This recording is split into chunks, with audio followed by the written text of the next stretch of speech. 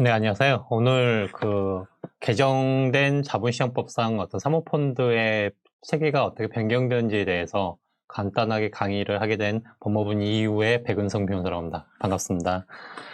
우선 오늘 강의는요, 우선 제가 1시간 정도 할 텐데, 기존의 사모펀드 체계가 변경된 내용이 적진 않아요. 적진 않아서 그 내용이 좀 많은데요. 우선 오늘 강의는 좀 대략적인 어떤 변경의 사모펀드 체계의 변경의 틀이 어떤 식으로 바뀌었는지에 대해서 기본적으로 이해를 하고, 그 중에서 변경된 내용 중에서 중요하게 좀 인지하고 계셔야 될 내용들 중심으로 해서 좀 강의를 하도록 하겠습니다.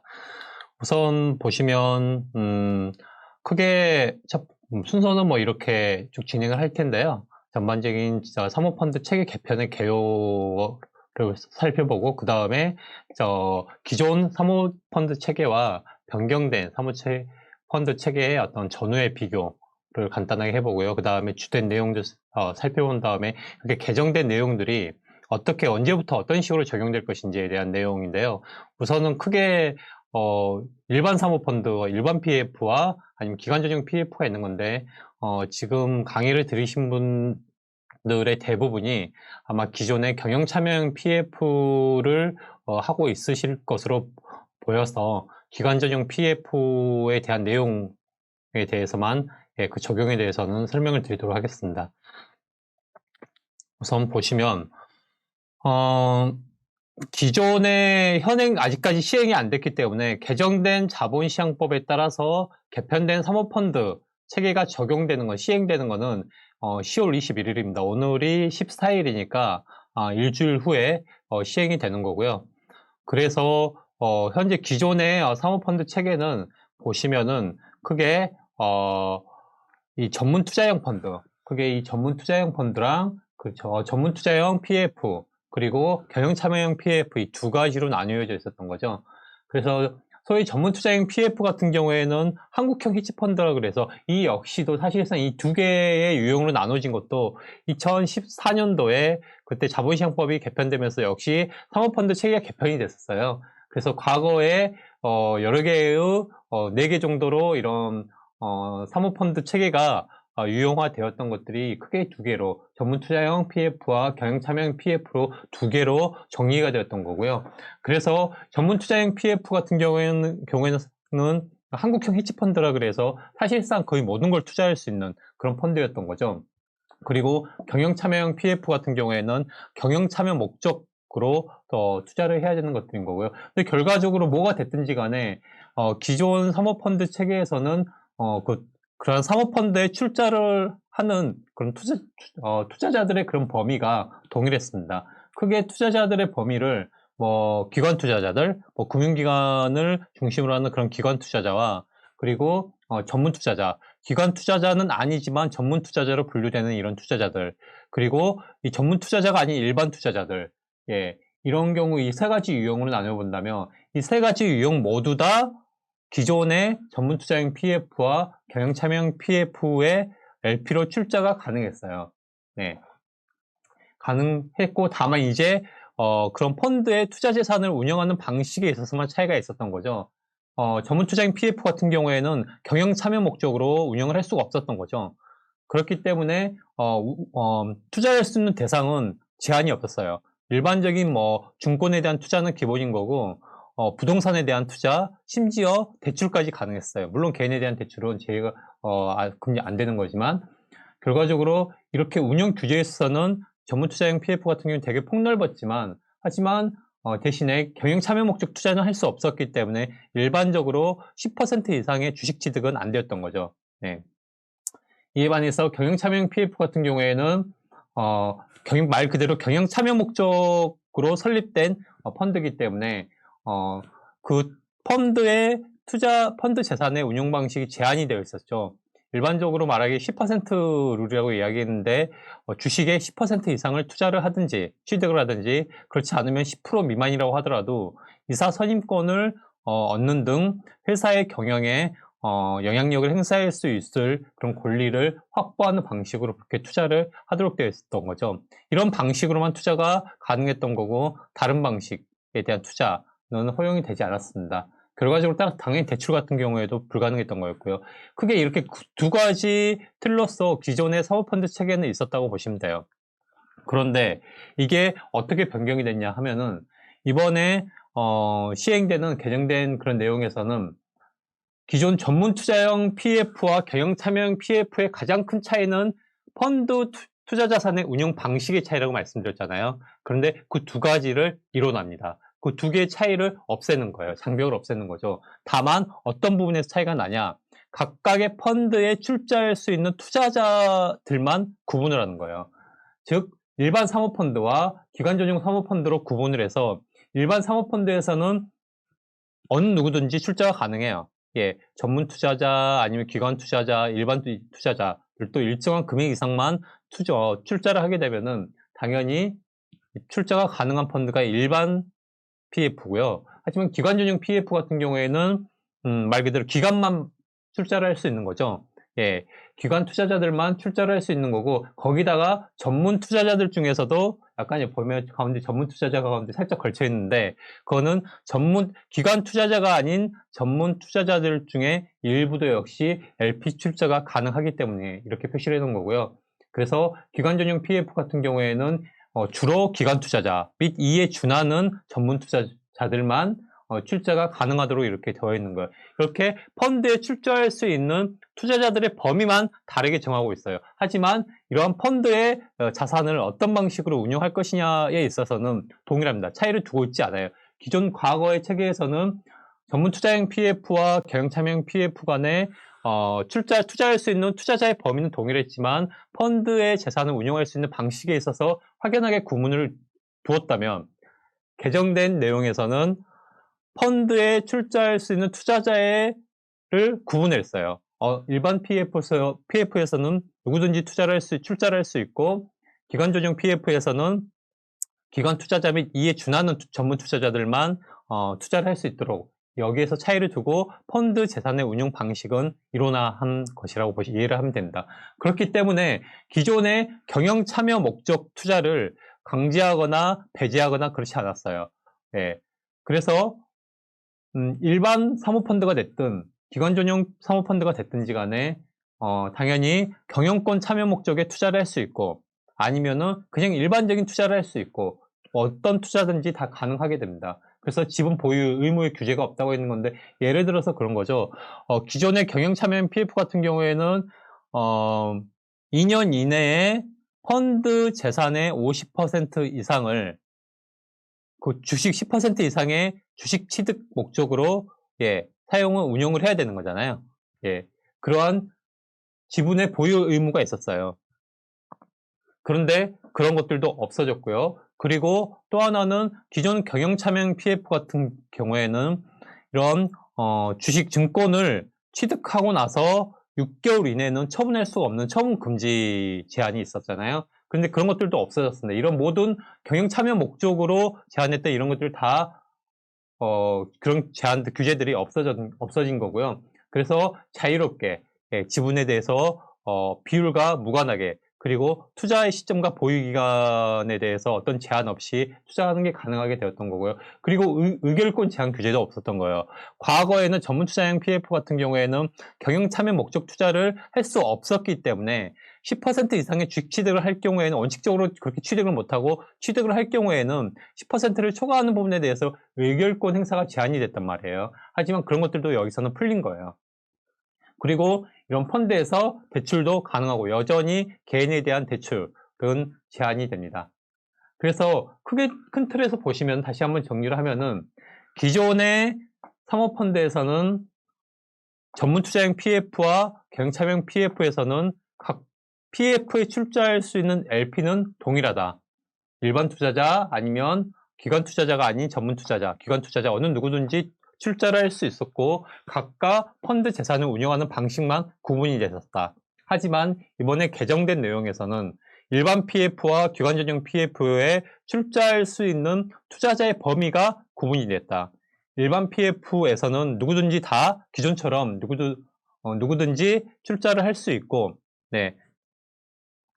기관 전용 PF 같은 경우에는 기관 및 이에 준하는 전문 투자자들만 LP로 출자가 가능하게 되었다라고 이렇게 정리를 하시면 되고, 그리고 기존에 펀드 재산을 운영하는 거는 제한이 다 풀렸다.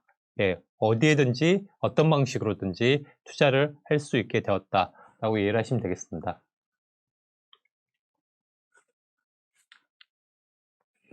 우선 잠깐 그래서 방금 제가 말씀드린 것 중에서 중요한 변경된 내용은 개정된 사모펀드 체계에서 중요한 내용이 펀드에 출자할 수 있는 투자자의 범위의 문제인 거잖아요. 일반 PF와 기관 전용 PF에 출자할 수 있는 LP들의 범위가 달랐던 거잖아요. 거기에 대해서 간단하게 자본시장법이 정하고 있는 이런 투자자 분류에 따라서 한번 좀 정리를 해보는 게 도움이 될 것 같습니다. 우선 자본시장법은 투자자들을 크게 두 개로 나누고 있습니다. 전문 투자자와 전문 투자자가 아닌 일반 투자자로 나뉘고 있고요. 그리고 전문 투자자들도 크게 좀 분류를 해본다면은 소위 은행, 금융기관들로 대표되는 이런 기관 투자자들과 그리고 기관 투자자가 아닌 전문 투자자로 나뉠 수 있을 것 같아요. 그래서 우선 기관 투자자들을 보면 기본적으로 국가, 한국은행, 그리고 은행권, 그리고 보험사들, 그리고 금융투자회사들, 증권금융회사, 종금사, 자금중개회사, 이런 것, 여전사, 예, 이런 기본적인 금융기관으로서 우리가 정의하고 있는 이런 금융기관들이 여기에 포함이 되고요. 그리고 특수법인들, 예보, 자산관리공사, 한국주택금융공사, 금투협회, 거래소, 감독원, 신보, 기보 이런 특수법인들, 별도의 특별법에 따라서 설립된 별도의 특수법인들이잖아요. 이런 법인들 같은 경우에도 기관 투자자로 분류가 됩니다. 그리고 일반적인 펀드라고 이야기하는 집합투자기구, 연기금 공제회, 모든 연기금 공제가 들어가는 게 아니고요. 별도로 정하고 있는 연기금과 공제예요. 예. 그리고 외국 정부 국제기구, 중앙은행, 그리고 외국 금융기관, 아무튼 외국 기관들과 이런 법인들, 이 여기에 기관 투자자로 분류가 됩니다. 그런데 이런 기관 투자자들은 크게 자본시장법에서 투자자를 분류하는 중요한 어떤 의미는 적용된 부분은 그 두 가지 부분을 볼 수 있어요. 첫 번째, 모집 매출을 판단할 때 있어서, 즉 어떤 증권을 발행할 때 공모냐 사모냐, 공모로 발행하느냐 사모로 발행하느냐 이걸 판단할 때 모집 매출에 대한 판단 기준에 있어서 거기에 기존에는 49인 기준이었잖아요. 그런 49인에 카운트되는 투자자에 포함되느냐 아니면 제외되느냐, 이런 첫 번째는 이 측면이 하나 있고요. 그다음 두 번째는 증권 발행에 있어서 모집 매출이 아니고 집합투자기구, 즉 집합투자기구, 즉 사모펀드에 있어서 사모니까 그 투자자의 수가 49인을 넘어가면 안 되는 거잖아요. 그런 사모펀드에서 49인을 산정을 할 때 그 49인의 카운트가 되느냐 안 되느냐, 이 두 가지 측면이 있습니다. 각각 달라요. 일반적으로 이것 관련해 가지고 많이 좀 잘못 오해하고 계신 분들이 계시는데, 자본시장법은 모집 매출, 증권 발행에서 모집 매출에 있어서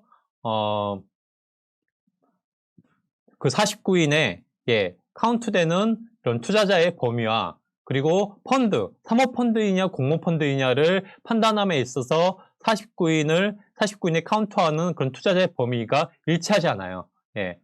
즉 전문 투자자라고 해서 무조건 사모펀드까지 다 이렇게 49인 카운트에서 제외된다라고 오해하시면 안 됩니다.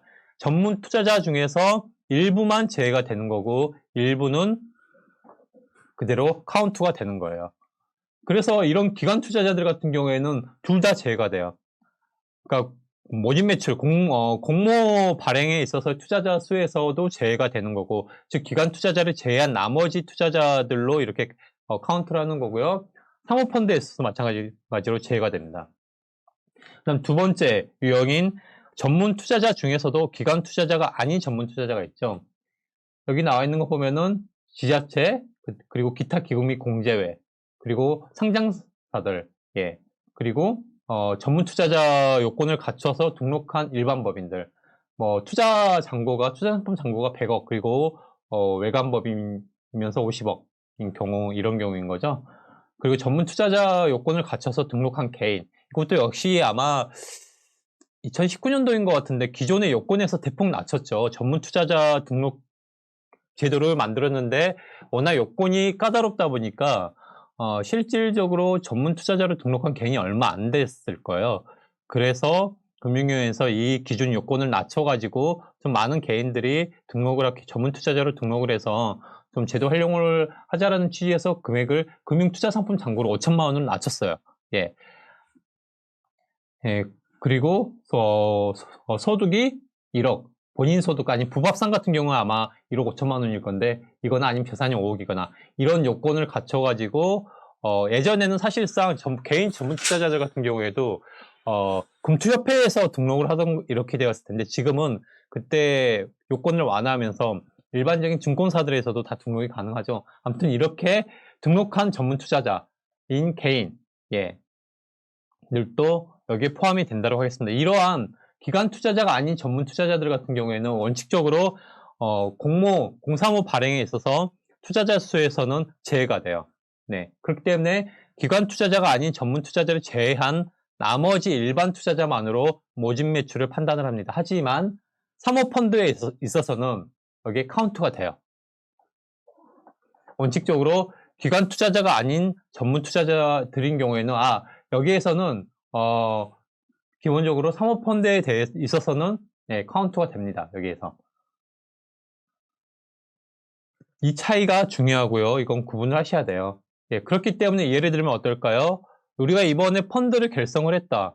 네, 일반적으로 그 벤처법에서의 벤처 투자조합을 결성을 할 때 공모 벤처 투자조합인지 여부에 대한 판단을 벤처촉진법은 자본시장법상의 사모집합투자기구에 관한 그 정의 규정을 그대로 따르도록 하고 있잖아요. 그리고 여전법상 신기술조합도 마찬가지예요. 공모 신기술조합인지 여부에 대한 판단 기준을 자본시장법상의 사모집합투자기구에 대한 정의 조항을 그대로 따르도록 그 기준에 준용하도록 그렇게 되어 있거든요. 결과적으로 그렇다면은 아무리 전문 투자자로 등록한 개인이라고 하더라도 그러한 신기술조합이나 벤처투자조합에 LP 출자를 한 그런 개인 같은 경우에는 당연히 49인의 카운트가 되는 거겠죠. 네. 그리고 역시 마찬가지로 일반 법인도 마찬가지입니다. 예. 일반 법인, 전문 투자자로 등록한 일반 법인도 마찬가지로 카운트가 되는 거기 때문에, 사모펀드, 특히나 요즘의 펀드들 중에서 개인 LP들로부터 출자를 받는 펀드가 꽤 있는 것으로 보이는데, 그런 경우에는 이런 것들을 좀 유의를 하셔야 됩니다. 그렇고요. 그리고 다만 이 중에서 지자체 같은 경우에는 지방자치단체 같은 경우에는 이번에 개편된 기관전용 PF에 출자가 가능하도록 허용을 하고 있어요. 이 중에서도요. 네, 허용을 하고 있고요. 그 다음에 일반 투자자인데요. 전문 투자자 요건을 갖추지 못한 개인이나 일반 법인, 그 밖에 단체인 건데요. 이런 일반 투자자는 공사무 발행에 있어서 모집 매출을 판단함에 있어서 당연히 49인의 카운트가 되고 사모펀드인지 여부를 판단함에 있어서도 역시 마찬가지로 카운트가 되는 거고요. 예, 크게 이렇게 자본시장법상 투자자 분류가 되어 있어요. 결과적으로 이렇게 좀 이 개념을 좀 잘 정리하고 있으시면 좋을 것 같고요. 그러면 두 번째에서 기존 사모펀드 체계 개정 전후 주된 어떤 펀드에 대한 제도에 대한 내용, 어떤 규제에 대한 내용이 어떻게 변경됐는지를 간단하게 표를 좀 정리해 봤는데요. 보면 우선 이렇게 파란색으로 박스 친 게 제도 개편 후의 내용이고요. 기존의 전문 투자형과 경영 참여형이 일반 PF와 기관전용 PF로 변경됐고, 그리고 기존의 전문 투자형 PF 같은 경우에는 소위 전문 사모 집합 투자업자라고 이렇게 불렸었던 거죠. 그래서 전문 전문 사모 집합 투자업자 같은 경우에는 자본시장법상 금융투자업자에 해당이 됐어요. 금투업자에 해당이 되어서 당연히 금융기관에 해당이 됐던 거고요. 하지만 경영참여 PF의 업무집행사원으로 지피등록만 했던 데 같은 경우에는 거기는 금융투자업자에 해당이 되지 않아요. 즉 기존의 경영참여형 PF가 자본시장법상 집합투자기구에는 해당은 하나, 하지만 그 경영참여형 PF를 운영하던 GP 등록만 한 데에는 금융투자업자에는 해당은 하지 않습니다. 그런 거고요. 이 체계는 기존에 개편된 내용에서 동일합니다. 일반 사모 펀드 운용사들은 여전히 금융투자업자에 해당이 되는 거고요. 그다음 기관전용 PF 업무집행사원으로 GP 등록만 한 데는 여전히 금융투자업자에 해당이 되지 않습니다. 투자자 범위는 방금 본 것처럼 기존에는 전문 투자자와 전문 투자자가 아니라도 최소 투자 금액, 즉 적격 투자자라는 개념을 썼었죠. 최소 투자 금액이 3억 원 이상인 경우, 만약에 그 펀드의 레버리지가 200%를 초과한다라고 할 경우에는 적격 투자자의 최소 투자 금액이 5억 원 이상으로 적용이 되는 거고요. 이런 3억 원 이상 투자하는 이런 일반 투자자가 투자자의 범위였던 거고요. 하지만 제도 개편 후에는 일반 투자자의 경우에는 동일해요. 기존과 동일합니다. 동일하지만 기관 전용 PF 같은 경우에는 기관 투자자 및 이에 준하는 자로서, 준하는 자가 뭐냐라고 하게 되면은 여기 보면은 주로 뭐 주권 상장법인, 일정 요건을 갖춘 주권 상장법인인 거고요. 근데 이와 관련해 가지고 최근에 기관 전용 PF에 대해서 일정 요건을 갖춘 상장사는 출자를 허용해 주면서 비상장사는 이걸 허용하지 않는 게 문제다. 이거는 되게 부당한 어떤 규제다라고 이렇게 계속 문제 지적이 되어 와서 실제 정부 내에서도 그 조정이 필요하다라는 게 의견이 모아졌고, 그래서 금융위에서도 실제 일정한 요건을 갖춘 비상장사인 경우에도, 물론 상장사보다 그 요건은 더욱더 엄격할 거예요. 그런 비상장사인 경우에도 기관 전용 PF에 출자할 수 있도록 하겠다라는 식으로 아마 그렇게 추가 수정을 하겠다라는 계획을 밝힌 바는 있습니다.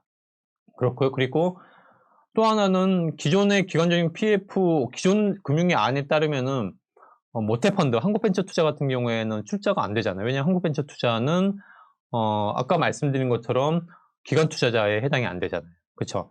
그렇기 때문에 포함이 안 됐었는데, 그렇게 한국벤처투자 같은 경우에도 당연히 여기에 출자할 수 있도록 해야 된다라는 방향으로 추가 반영이 될 예정으로 알고 있습니다. 그렇고요.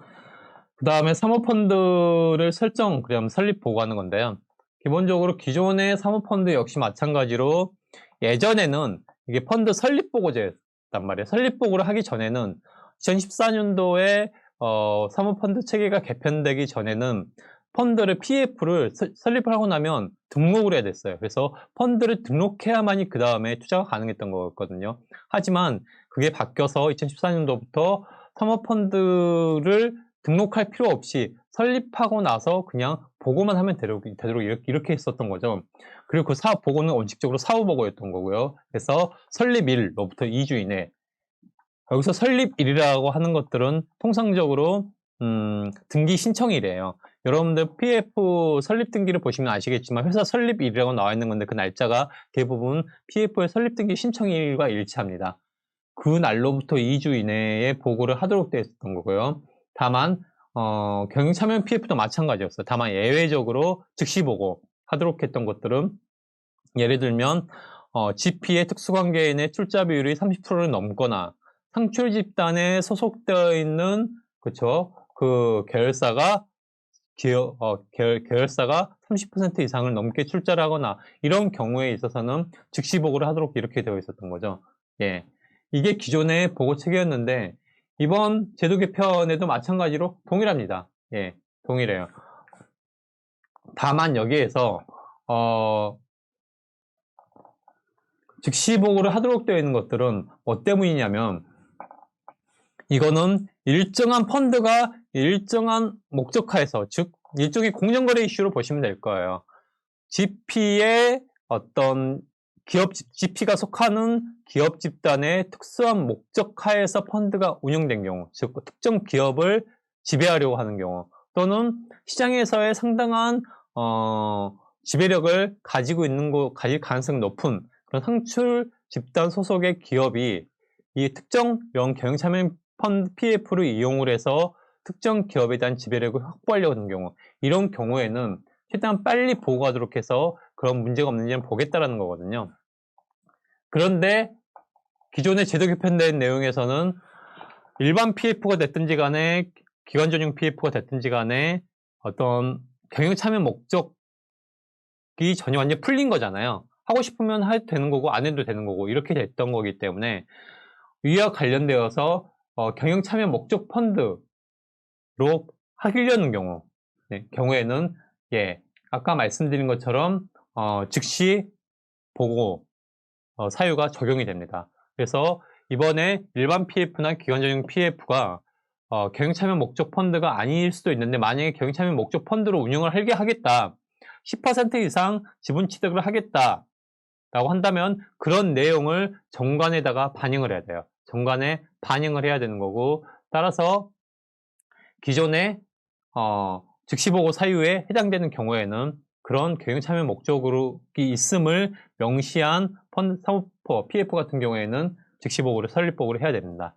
예, 이 내용이고요. 원칙적으로 2주 이내에 사후보고하는 큰 틀 자체에는 커다란 변화가 없다라고 이해를 하시면 되겠습니다.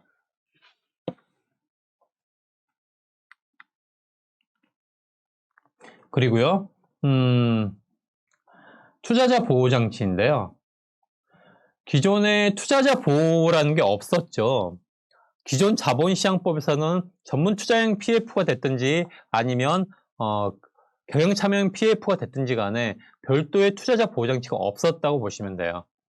원래 과거에 전문 투자형 PF 같은 경우에 있었어요. 실제로 어떤 신탁사의 감시 의무 이런 것들이나 좀 일부 있었는데 하지만 사모펀드에 대한 규제를 완화해 준다라고 하면서 실제로 출자할 수 있는 기준을 적격 투자자의 금액을 딱 두는 대신에 이러한 투자자 보호 장치의 적용을 사모펀드에 대해서는 전문 투자형 사모펀드에 대해서는 면해 줬습니다. 그렇게 법률 개정해 왔던 거고요. 네. 그래서 기존에는 공모펀드에 비해서 투자자 보호 장치가 사실상 별로 거의 없었다고 보시면 돼요. 기존 공모펀드 같은 경우에는 뭐 설명서, 펀드 설명서, 그리고 자산운용 보고서 정기적으로 교부하도록 하고 있고 이런 것들이 다 있었는데 그런 사모펀드는 없었어요. 하지만 제도 개편된 내용에서는 투자자 보호에 대한 내용이 강화가 됐어요. 모든 일반 PF와 기관전용 PF에 전부 다 강화가 됐냐라고 보면은 기본적인 서두에 제가 말씀드린 것처럼 이번에 제도 개편된 기본적인 틀은 그러니까 사모펀드, PF가 투자할 수 있는 방식, 펀드 재산을 운영하는 방식에서는 제한을 두지 않고 일원화시킨다. 하지만 출자할 수 있는 걸 분리시키겠다. 그래서 기관 전용 PF 같은 경우에는 기관 투자자니까 나름 되게 전문성과 그런 역량을 갖춘 기관 투자자이기 때문에 최대한 펀드의 자율성을 확보해 주겠다. 다만 일반 PF 같은 경우에는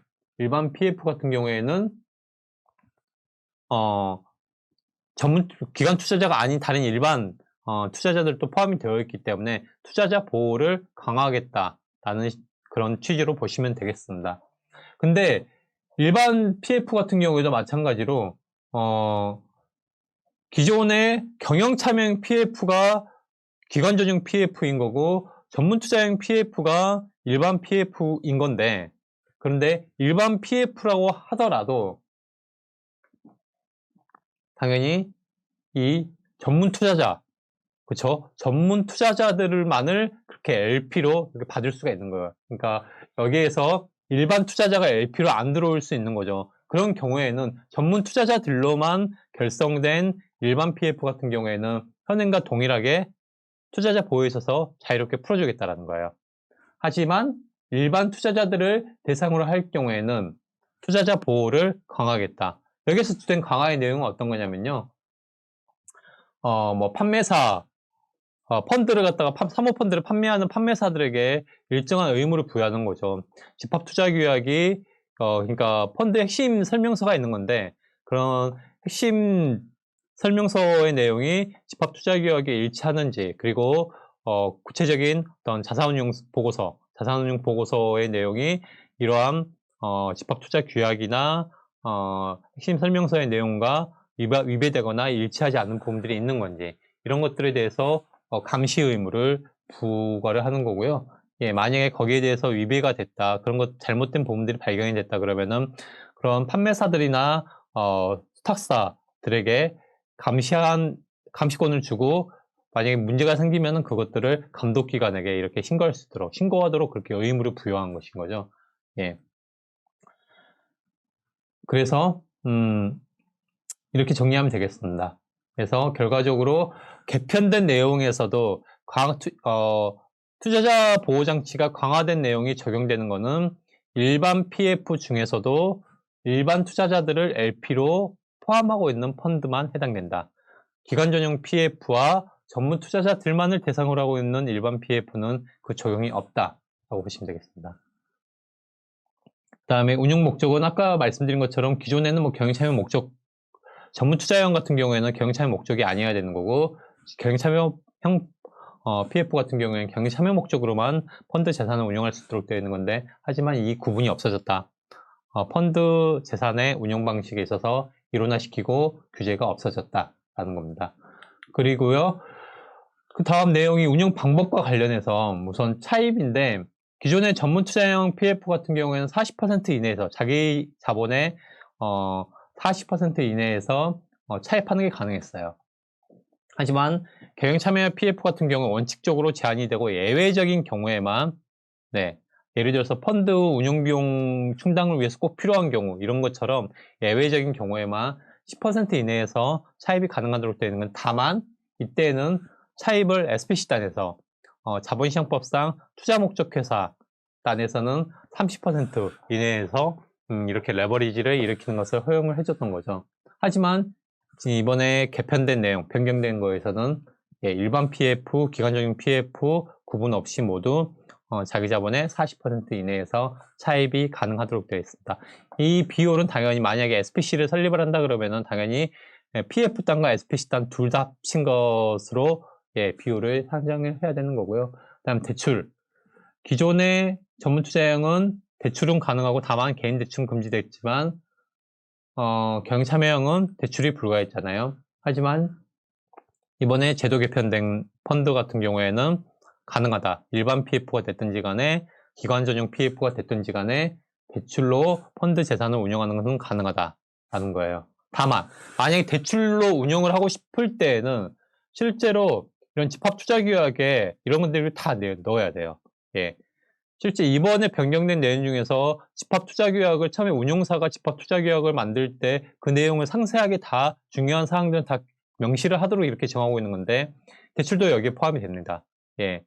펀드 재산의 일부라도 이렇게 대출 상품으로 운용을 할 것인지 말 것인지에 대해서는 규제를 해야 되고요. 다만 역시 여전히 개인에 대한 대출로 운용하는 것은 금지됩니다. 의결권 제한에서 기존 전문 투자형 PF 같은 경우에는 10% 초과된 보유주식에 대해서는 의결권이 제한이 됐겠죠. 왜냐하면 경영참여 목적으로 투자를 할 수 없었기 때문에. 하지만 경영참여형 PF는 그런 게 없었던 거고, 이번에 개편된 내용에서는 의결권 제한 자체가 완전히 폐지가 되었습니다.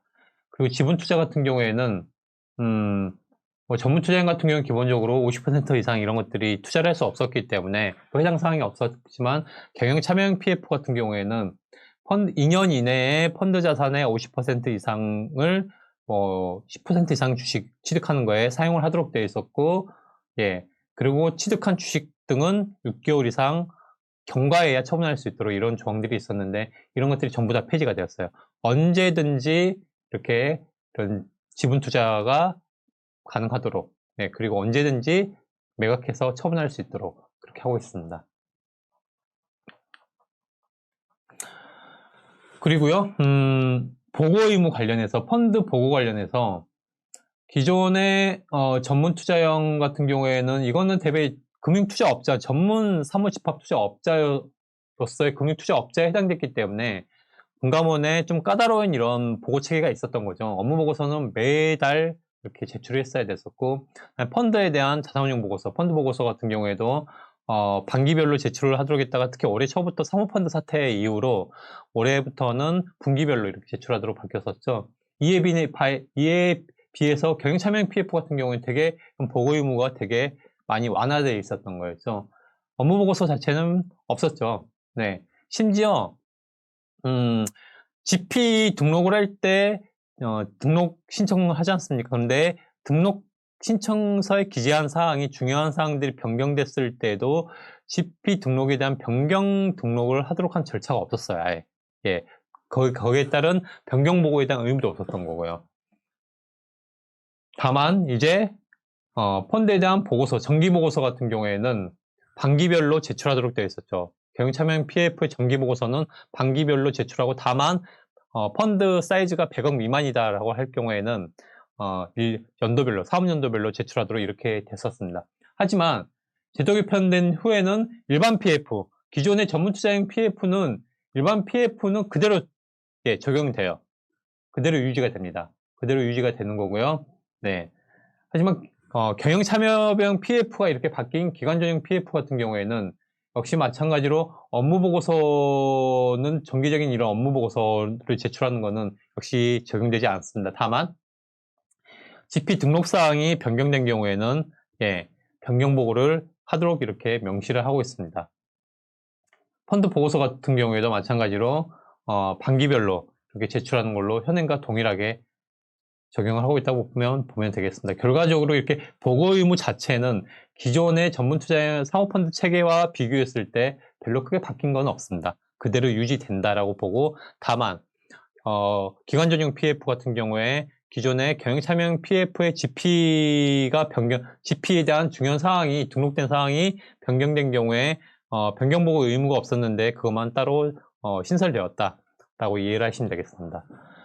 그 다음에 감독검사에 관한 사항인데요. 기존의 전문투자형 PF 같은 경우에 당연히 금융투자업자니까 자본시장법에서 금감원에 의한 감독 또는 검사의 권한 내용의 대상으로서 명시가 되었던 거죠. 그래 당연히 그 대상인 거고요. 하지만 이 GP 같은 경우에는 경영참여형 PF의 GP 같은 경우에는 없었어요. 그런 내용이. 그렇기 때문에 금융감독원 입장에서도 그러니까 경영참여형 PF 자체에 대한 검사는 명시가 되어 있는 건데 그 경영참여형 PF를 운영하는 GP사에 대한 검사 권한은 명시가 안 되어 있었던 거죠. 그래서 사실상 금감원에서는 좀 한계가 있다라는 식으로 계속 어필을 했었던 거고, 그래서 이번에는 그게 명시가 되었습니다. 그래서 기존의 전문투자형 PF의 GP, 사무집합투자업자에 해당하는 일반 PF의 그 운용사들은 역시 마찬가지로 당연히 기존처럼 동일하게 금감원의 검사와 감독을 받는 거고요. 경영참여형 PF의 GP사에 해당하는 기관적인 PF의 GP 역시 금감원으로부터 검사를 받도록 이번에 명시를 했습니다. 결과적으로 이제는 기관전용 PF 역시 마찬가지로 금감원으로부터 PF뿐만 아니고 그 GP사들까지 금감원의 검사 대상으로 명시되었다라고 정리하시면 되겠습니다. 이상과 같은 내용들이 기존 사모펀드 체계 개정 전후에 대해서 비교한 내용이고요. 다음 보시면은 근데 이러한 내용들 중에서 몇 가지 좀 여러분들께서 좀 잘 주지하고 있으면 좋겠다라고 하는 것들 몇 가지만 이렇게 좀 뽑아가지고 했는데요. 아까 말씀드린 것처럼 투자자 보호가 강화됐다고 했는 건데 그 내용을 보면 그 대상은 뭐라고 그랬죠? 아까 제가 말씀드렸잖아요. 일반 PF와 기관 전용 PF가 있는 건데 기관 전용 PF는 자유롭게 그냥 풀어줬다. 그래서 투자자 보호 강화된 내용이 적용되지 않는다. 다만 일반 PF 중에서도 전문 투자자들만으로 구성된 펀드도 역시 적용받지 않는다. 일반 투자자가 포함되어 있는 일반 PF의 경우에만 적용받는다라고 말씀드렸잖아요.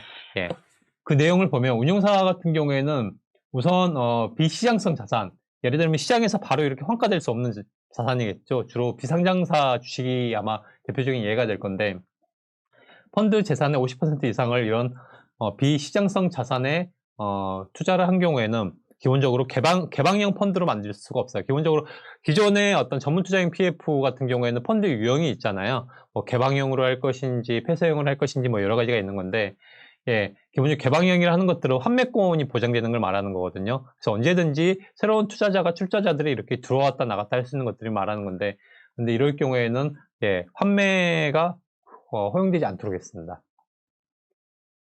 그리고 집합투자규약의 기재사항을 구체화하도록 하고 있는 건데요. 기존에도 역시 마찬가지로 모든 펀드들은 이런 전문투자형 PF는 집합투자규약을 이렇게 명시를 마련을 하도록 하고 있어요. 그랬는데 그 집합투자규약을 좀 더 구체적으로 정하도록 하고 있어요. 예를 들면은 이게 펀드의 위험도가 되게 높은 건지 난이도가 되게 높은 펀드인 건지 아닌 건지 그리고 펀드의 재산을 대출 상품으로도 운용을 할 것인지 말 것인지 그리고 펀드가 전문 투자자들만으로 구성을 할 것인지 아니면 일반 투자자들도 받을 것인지 그리고 펀드를 경영 참여 목적으로 운영을 할 것인지 아닐 것인지 이런 것들에 대해서는 무조건 명시를 하도록 구체적으로 기재를 하도록 그렇게 봤고요. 그리고 핵심 상품 설명서, 핵심 상품 설명서를 작성해서 제공하도록 하고 있고, 이런 것들을 다 투자자뿐만 아니고 판매사와 수탁사에게 다 교부를 제공을 해야 됩니다. 그리고 자산운용 보고서도 정기 작성해서 교부를 하고요. 그리고 사모펀드를 외부 감사를 의무화하고 있습니다. 물론 소규모 펀드에 대해서는 예외를 두고 있습니다. 그리고 환매를 연계하는 경우에 집합투자자 총회에서 정하도록 이렇게 되어 있고요. 그 다음에 판매사들 같은 경우에는 핵심 상품 설명서를 사전에 검증하고, 즉 핵심 상품 설명서가 집합투자 규약의 내용과 위배되거나 일치하지 않는 내용이 있는지를 갖다가 검증을 한 다음에 그 다음에 판매하려는 투자자들에게 교부를 해야 되는 거고요. 그리고 만약에 운용사들의 운영 행위에 혹시라도 이러한 집합투자 규약에 위배된 내용이 있는지에 대해서 계속 점검하면서 만약에 그런 사항이 발견되는 경우에 감독기관에 신고하도록 그렇게 되었습니다. 수탁사도 마찬가지로 운용사의 운영 행위에 대해서 관리 및 감시 의무가 있는 거고요. 즉 기존의 수탁사도 운용사로부터 집합투자 규약과 핵심 상품 설명서 그리고 자산운용 보고서를 다 교부를 받기 때문에 이들의 내용이 집합투자 규약에 일치하든지 위배되는 바는 없는지를 당연히 확인을 하도록 되어 있고, 만약에 그런 부분들이 발견되면 당연히 신고를 해야 되는 거고요. 못하도록 이렇게 하고 그렇게 해야 됩니다. 만약에 그걸 위반하게 되면 수탁사도 마찬가지로 의무 위반이 되는 거고, 그에 따라서 책임을 지게 되는 거죠. 이것 때문에 사실상 요즘에 되게 수탁사 구하기가 되게 어려워졌다는 말이 되게 많잖아요, 사모펀드에서. 왜냐하면 수탁사들 입장에서는 그동안은 되게 편했는데, 그쵸? 본인들이 이런 투자자 보호와 관련된 의무를 부담함으로써 리스크는 커졌는데, 그렇다고 수탁을 받으면서 받는 수수료에 비하면 너무 의무의 크기가 크다, 부담의 크기가 크다, 그래서 안 하겠다라는 식으로 나오는 신탁업자들이 많아가지고 요즘에 좀 한동안 계속 수탁사 구하는 게 어려웠던 것으로 알고 있습니다. 그리고 또 집합투자재산 대사 의무라 되는 좀 어려운 말인데, 대사라 말은 서로 이렇게 대조한다, 대조해서 조사한다라는 그런 의미인데요. 즉 집합투자재산의 명세서와 실제로 일치하는지를 여부를 이 수탁사 입장에서는 매 분기마다 이렇게 확인을 해야 되는 이런 의무를 부여를 하고 있습니다. 이것만 해도 사실상 되게 부담스럽겠죠, 수탁사 입장에서는. 이러한 투자자 보호 강화 정책이 이번에 도입이 된 거고요. 그 다음에 업무집행사원, 집회에 대한 관리감독이 이루어졌는데, 우선 기존의 업무집행 사원, 즉 GP, 특히나 경영참여형 PF 같은 경우에는 이 2명 이상의 운용인력을 갖추도록 정하고 있지만, 그 2명 이상의 운용인력의 자격요건에 대해서는 정하고 있는 바가 없었어요. 물론 전문투자형 사무집합투자업자, 전문 사무집합투자업자들 같은 경우에 운용인력의 요건을 정하고 있었는데, 경영참여형 PF의 GP 같은 경우에는 그걸 정하고 있지 않았단 말이었던 거죠. 그런 건데 이번에는 그런 내용들을 정하고 있습니다. 즉 기관전용 PF 같은 경우에는 최소한 2인 이상 전문인력을 2인 이상을 도입을 갖추도록 하고 있고요. 이때 전문인력이라는 것들은 증권 운용 전문인력, 부동산 운용 전문인력 또는 기관전용 사모펀드 운용 전문인력, 앞에 있는 두 가지는 원래 기존에도 있었어요. 이런 전문인력의 요건들을 금융투자업 규정에서 정하고 있었는데, 하지만 이번에 새롭게 신설된 게 기관전용 사모펀드 운용 전문인력인 거죠. 이게 신설되는 건데 2명 이상 보유를 하도록 하고 있습니다. 여기에서 기관전용 사모펀드 전문인력의 요건을 보면은, 기관전용 사모펀드 운용사에서, 이 GP사에서 금융투자상품 운용 업무에 3년 이상 근무를 했거나, 또는 금융기관이나 이러한 GP사의 임직원으로 3년 이상 근무를 하고, 운용 업무를 하지 않았더라도 3년 이상 근무를 하고 금투협회에서의 일정한 교육을 이수한 경우에는 기관전용 사모펀드 전문인력의 요건을 갖춘 것으로 그렇게 봐주고 있습니다. 그렇고요. 그리고 일반 사모집합투자업 같은 경우, 일반 사모펀드, 일반 PF의 운용사들 같은 경우에는 기존과 동일합니다. 동일하기 때문에 당연히 이런 전문인력을 3명 이상을 보유를 해야 되는 건데요.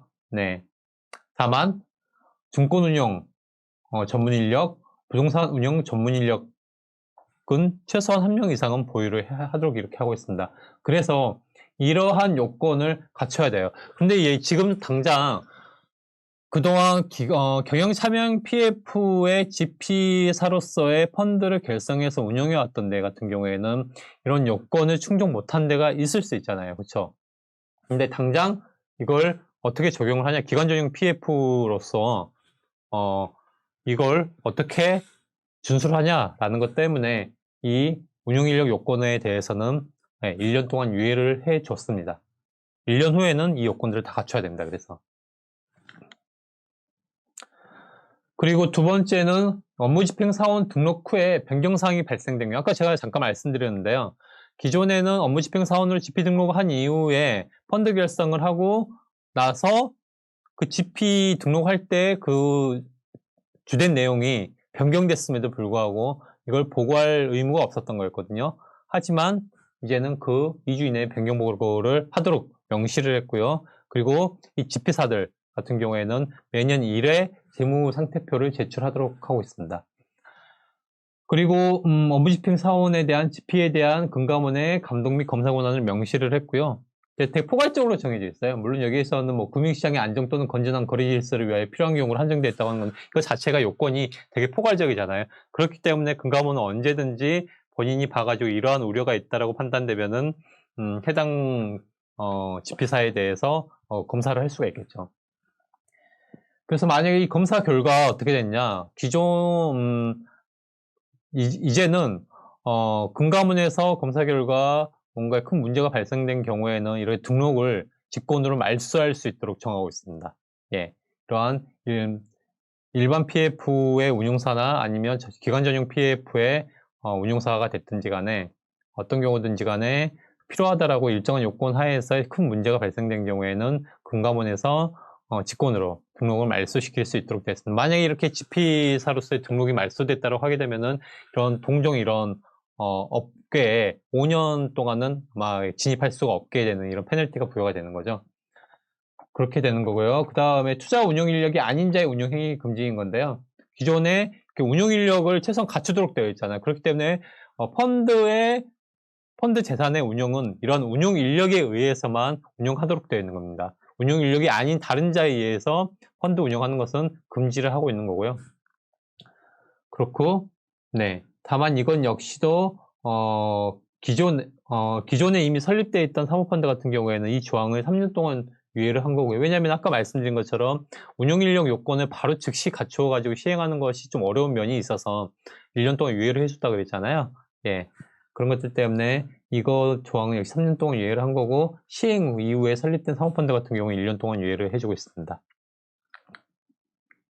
그 다음에 사모펀드, 그리고 이와 관련해가지고 또 하나의 여긴 적진 않았는데, 궁금하실 게 기존의 경영 참여형 PF의 GP사로서 등록이 되어 있던 데가 이번에 이번 달 21일부터 개정된 사모펀드 체계가 시행이 됨에 따라서 다시 GP로 등록을 해야 되냐라고 이 부분이 궁금하실 건데, 예, 등록할 필요가 없습니다. 이번에 개정된 자본시장법 부칙에서 기존 경영참여형 PF의 업무집행사원으로 등록한 자는 기관전용 PF의 업무집행사원으로 등록한 것으로 본다라고 이렇게 정하고 있어서 별도의 다시 또 등록하는 그런 절차를 거칠 필요는 없는 것으로 보입니다.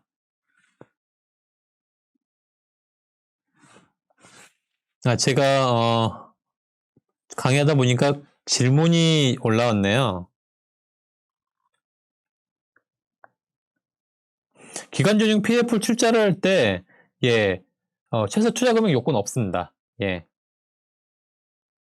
최소 투자금액 요건이 있는 경우에는 일반 PF에 적용되는 거고요. 그리고 11페이지에서 GP 임직원은 기존부터, 그러니까 기존에 GP, 만약에 그 기존에 VC에 임직원인데 그 VC가 기존에 GP 업무로서 PF, 경참 PF에 GP 업무를 하고 있었다고 하게 되면 당연히 거기에도 해당이 되겠죠. 네. 그리고 기관 전용 PF 인력 운영 요건 1년 이후에는 신규로 GP 등록을 하려는 회사에게도 예, 동일하게 적용되는지요? 예, 맞습니다. 예. 그리고 LP 출자 가능한 기관 투자자 중 여전법상 신기사도 포함되는지요?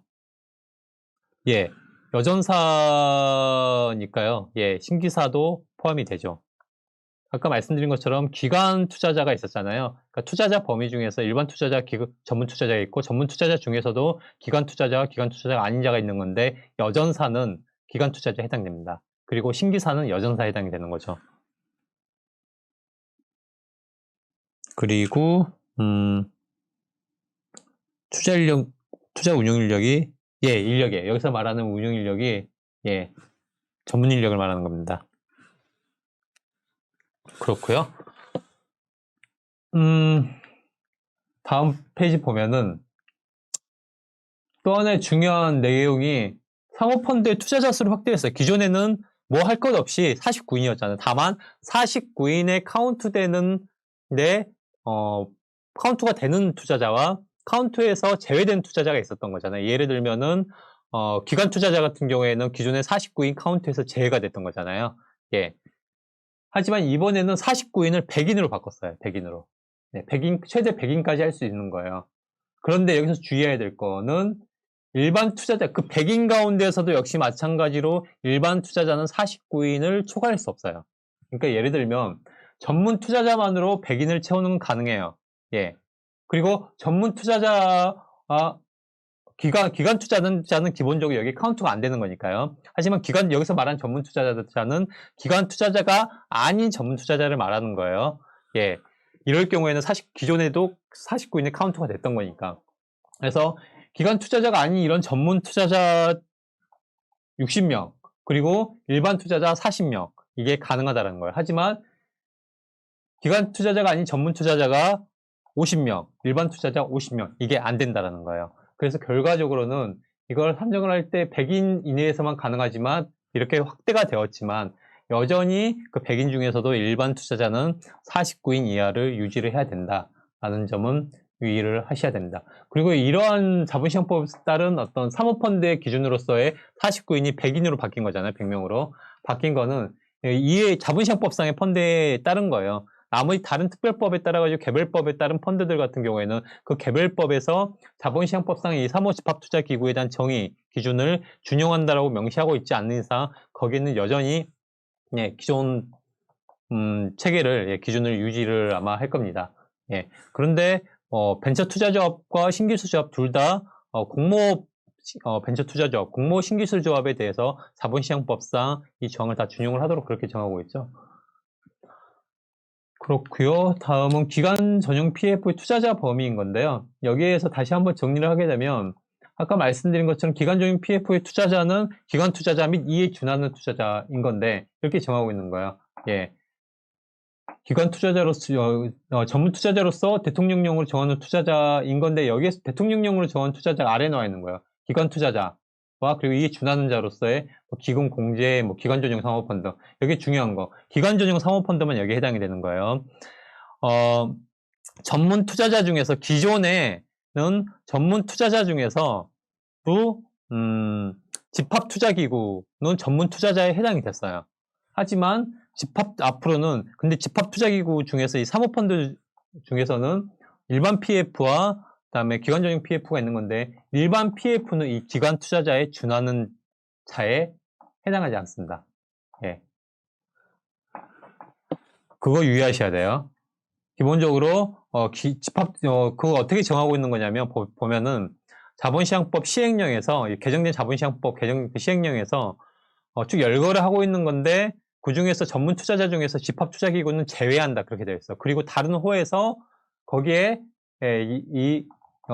출자를 할 수 있는 자 중에 기관 전용 PF를 또 별도로 명시를 하고 있어요. 그런 식으로 규율을 하고 있기 때문에 기관 전용 PF만 기관 투자자에 준하는 자로서 출자가 가능하다라는 거고요.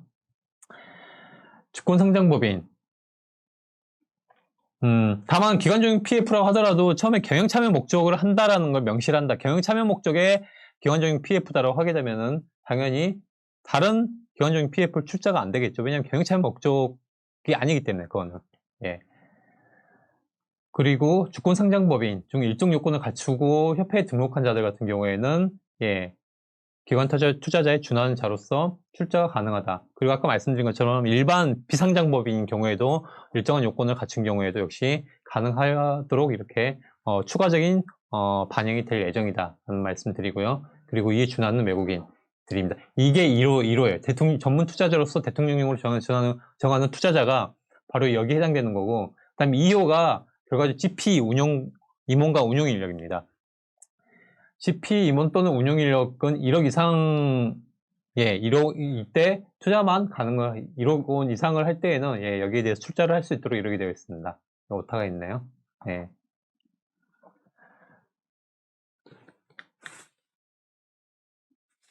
그렇고요. 자, 그리고 마지막으로 이렇게 개정된 내용이 어떤 식으로 적용이 될 거냐에 대해서 살펴볼 건데, 특히나 대부분의 이런 부시 업체들이 아마 경참 PF를 그동안 해왔을 것이기 때문에 기관전용 PF에 대해서만 좀 보도록 하겠습니다.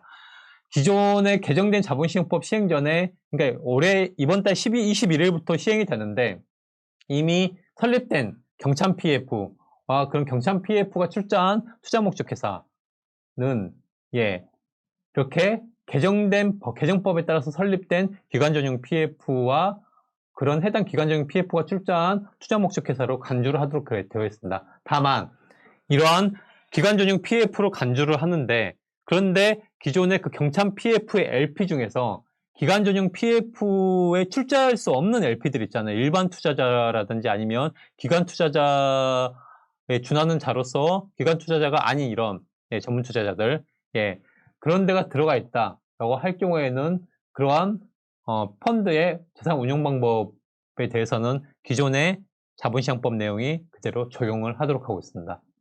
그렇기 때문에 그런 데 같은 경우에는 당연히 경영 참여 목적으로 운영할 수밖에 없는 거겠죠. 그 다음 두 번째는 기관전용 PF도 만약에 경영 참여 목적으로 운영을 할 경우에는 정관의 경영 참여 목적 펀드임을 명시를 하도록 되어 있어요. 그런데 만약에 이미 개정되기 전에 이미 현재 그런 경참 PF 같은 경우 앞에서 뭐라 그랬죠? 기관전용 PF로 간주된다 그랬잖아요. 그렇기 때문에 간주되는 건데, 근데 만약에 그래서 경영참여 목적 펀드로 운용을 하겠다, 기관전용 PF를 경영참여 목적으로 운용을 하겠다라고 한다면은 기존의 경영참여 PF처럼 10% 이상 취득한 지분을 그 투자일로부터 15년 이내에는 처분을 하도록 이렇게 하고 있습니다. 그렇고요.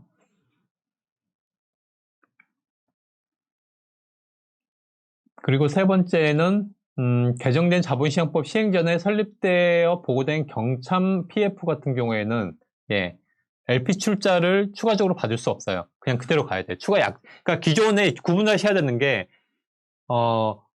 출자 약정액이 있잖아요. 출자 약정액 중에서 지금까지 콜한 게 있는 거고, 나머지 남아있는 잔여 출자 약정액이 있잖아요. 아직까지 납입이 안 돼. 그 부분에 대해서 콜하는 건 상관이 없어요. 이미 출자 약정이 된 부분이기 때문에. 하지만 그거는 가능하지만 출자 약정의 자체를 증액하는 게 안 된다는 거예요. 이건 개념을 구분하셔야 되고요. 다만 모든 LP가 그러는 게 아니고 기관전용 PF의 LP가 될 수 있는 LP들, 즉 기존 경참 PF 중에서도 경참 PF의 LP 중에서 기관 투자자인 경우에는 출자 약정액 증액이 가능합니다. 우선 그렇고요. 그리고 두 번째로 종전의 운영 규제를 적용받는 기관적인 PF에 대한 건데요. 새롭게 개정된 사모펀드의 이 규율이 적용되지 않고 기존의 어떤 규제를 그대로 동일하게 받는 펀드가 기관적인 PF가 있는 건데요. 뭐냐라고 보면은 첫 번째는 금융기관이 GP인 기존 또는 신규 기관적인 PF인 거예요. 그러니까 기존 기관적인 PF라는 거는 뭐죠? 경참 PF를 말하는 거죠. 금융기관이 GP인 경참 PF, 이거는 무조건 기존에 적용을 받고요. 그리고 신규 금융기관이 GP로 신규로 결성한 기관적인 PF도 마찬가지입니다. 이거는 금융기관이기 때문에 그런 거예요. 여기서 금융기관에서 주의할 거는 신기사나 금투업자는 제외가 된다는 거고요. 또 하나는 일반 투자자가 기존에 경참 PF, 기존에 이미 설립되어서 보고된 경참 PF의 LP 중에서 기관 전용 PF에 출자할 수 없는 LP가 들어와 있는 경우, 즉 기관 투자자가 아닌 LP가 들어와 있는 경우, 이런 경우에는 당연히 이거는 기존 경참 PF에 따른 운영 규제를 받습니다. 그리고 여기에 따라서 금융기관이 집힌 기존 경영참여 PF는 LP 구성과 무관하게 무조건 정전의 규제가 적용되기 때문에 정관을 변경하는 게 필요하지 않다는 거고요. 왜냐하면 만약에 새로운 규제가 적용되게 되면은 정관을 갖다가 판단을 해서 변경할 필요가 있는 거죠. 어떤 경우가 변경할 필요가 있을까요? 경영 참여 목적으로 운영을 할 펀드이면 그걸 명시를 해야 되는 거고요. 그 다음에 출자할 수 있는 사원에 대해서도 제한을 해야 된다 싶으면 그건 제한해야 되는 거잖아요. 그렇기 때문에 당연히 정관 변경을 해야 되는 건데, 그런 경우에는 정관 변경이 필요한 건데, 하지만 금융기관이 집힌 이런 경참 PF 같은 경우에는 불필요하다는 거고요. 그리고 금융기관이 집히가 아니면서 개정법에 따라 새로운 운영규제를 적용받으려는 기관적인 PF, 기존의 경참 PF 같은 경우인 거죠. 기존에 설립되어 있던 경참 PF는 LP 구성에 관한 사항만을 정관에 변경을 해야 되는 거예요. 즉, 어떤 거냐면은 기존의 경참 PF인 건데 그 경참 PF LP들이 전부 다 기관 투자자들만 있는 거예요. 그렇기 때문에 기관 투자자만 있기 때문에 그런 경우에는 실질적으로 지금 개정된 체계에서의 기관 전용 PF와 사실상 동일하잖아요. 그럴 경우에는 변경된 이런 운영 규제를 적용을 받을 수 있는 거죠. 다만 그럴 경우에는 정관에서 사원의 자격 요건에 대해서 당연히 변경을 해야 되겠죠. 변경하고 중요한 사항이 변경됐기 때문에 당연히 금감원에 변경 보고를 해야 되는 거고요. 하지만 그게 아니다. 기존의 경참 PF인 건데 LP 중에 기관 투자자가 아닌 LP가 있다. 그건 어차피 선택의 여지가 없는 거고요. 그냥 그대로 기존의 규제를 받는 거고요. 그런데 기존의 LP가 기존의 경참 PF 중에서도 LP가 모두 다 기관 투자자이지만 하지만 여전히 기존 운용 규제를 적용받고자 한다. 이것도 가능해요. 이것도 가능하긴 한데 하지만 그럴 경우에는 정관 변경이 필요하지 않겠죠. 이건 되게 기술적인 부분이고요. 그렇습니다. 그렇고요. 그래서 우선은 이 정도로 해서요. 사실상 내용이 생각보다 꽤 많아요. 꽤 많고, 그리고 항상 특히 여기서는 기존에 운영해왔던 것들을 새로운 규제 체계에 편입시키는 이런 문제가 있기 때문에 좀 경과 규정이나 이런 것들에 있어서 항상 적용되는 부분에 있어서 좀 애매한 이슈들이 좀 발생할 수 있는 건데, 좀 그런 부분들에 대해서는 이후에 차츰 이렇게 진행하면서 하나씩 드러나고 정리될 것으로 보이고요. 우선은 주된 내용들 중심으로 해서 오늘 이 정도로 좀 강의를 마치도록 하겠습니다.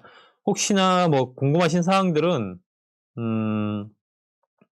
네, 아까 제가 말씀드린 거 이외에는 추가적으로 더 질의가 안 올라온 것 같나요? 네, 혹시라도 궁금한 사항이나 추가적으로 보시고 질문하실 사항이 있으면요, 저희 법인의 저희 이메일을 확인하셔서 이메일 주셔도 되고요. 네, 아무튼 그렇게 해서 질문해 주시면은 성의껏 답변 드리도록 하겠습니다. 그렇게 되면 추가적인 또 질문 또 하실 사항이 있나요? 지금 당장 마시거나 이러실 분들 없나요? 네, 그러면 이상 오늘 강의는 마치도록 하겠습니다. 감사합니다.